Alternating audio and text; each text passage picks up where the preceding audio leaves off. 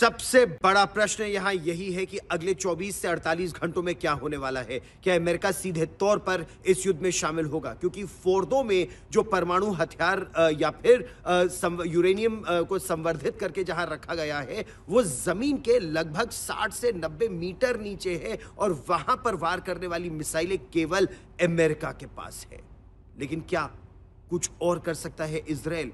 क्या Israel Iran के अंदर तख्ता पलट करवाने की स्थिति में है? जिस तरह से मिलिट्री कमांडर्स को तो मारा जा रहा है, लेकिन सिविलियन लीडरशिप का क्या होगा?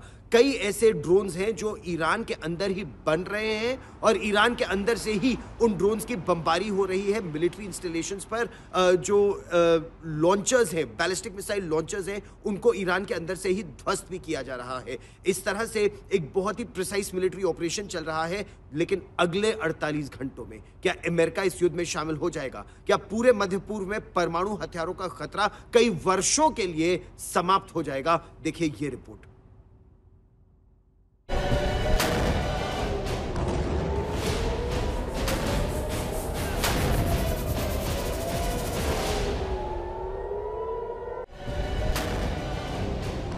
पिछले 5 दिनों से 2 मुल्कों के आसमान चमक रहे हैं, जमीन धधक रही है।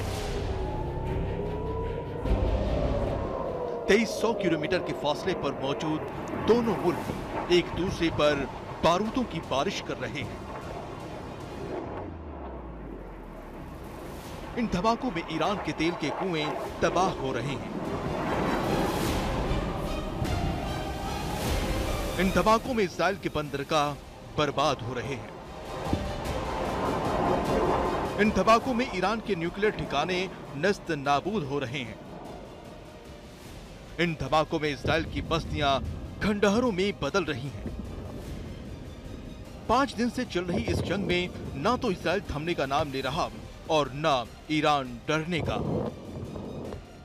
इस्राइल के पीएम नेतन्याहू ने 5वें दिन ऐलान किया कि 3 मकसदों के हासिल होने तक जंग रहेगी और नेतन्याहू की वो 3 कस्में हैं।